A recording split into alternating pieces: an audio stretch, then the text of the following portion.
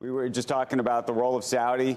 By the way, Saudi, China, Russia. I mean, you could put them all into one category if you'd like. But we could also talk about what I know you were coming on to talk about, which is the direction of China and how you think that's going to change the dynamic and relationship with the U.S. or not, frankly.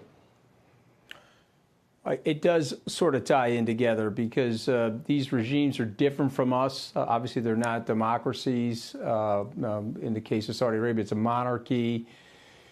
But it's a benign monarchy, more or less, but for the fiasco that took place a few years ago. But I just want to focus on China for a few seconds because I think this is super important to what's going on in the macro backdrop. China, the currency's down 7%. The youth unemployment is at 20%.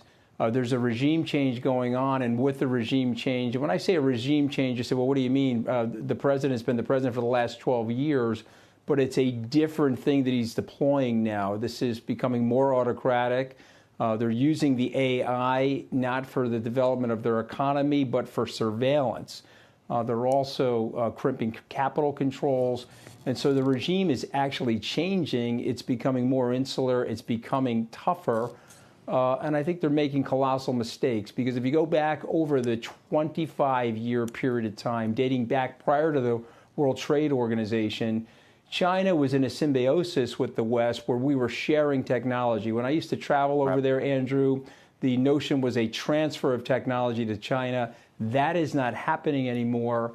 And of course, they've got the COVID problem. You and I both know that if they don't end the lockdowns, they could see upwards of 10 million deaths because they just don't have the hospital beds to handle a potential renewed wave of the pandemic. So I'm super worried about that dynamic. It's not great for the West. We need to have a better economic relationship with China, and it'll be up to China to make that happen. Last point I want to make, he's overestimating, like President Putin, his military, and I think that's also a dangerous thing for the world.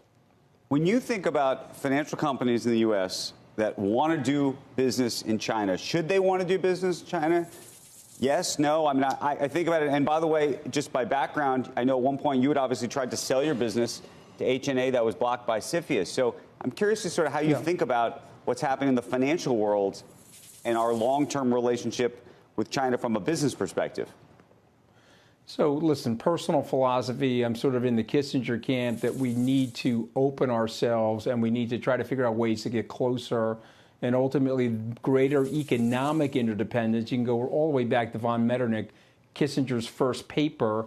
You get that global economic interdependence. You have less strife, more prosperity, less war. So I'm for that. But I'm going to tell you right now, the practical reality of that right now, Andrew, is that in the Congress, this is the only thing that the Republicans and the Democrats agree upon, and that is sort of a clampdown on China and a distancing of the U.S. from China. And, of course, we're redeploying manufacturing and things like semiconductors here in Ohio. But if you're asking me long-term, is that the right strategy? I believe that it isn't. We need to figure out a way to reduce these tensions. And I'm not exactly sure how to do that, but I do think that that's very important because it never ends well when two colossal superpowers have rising, simmering tensions. And granted, the systems are different, but, you know, we're practical people. We have to figure out a way around that.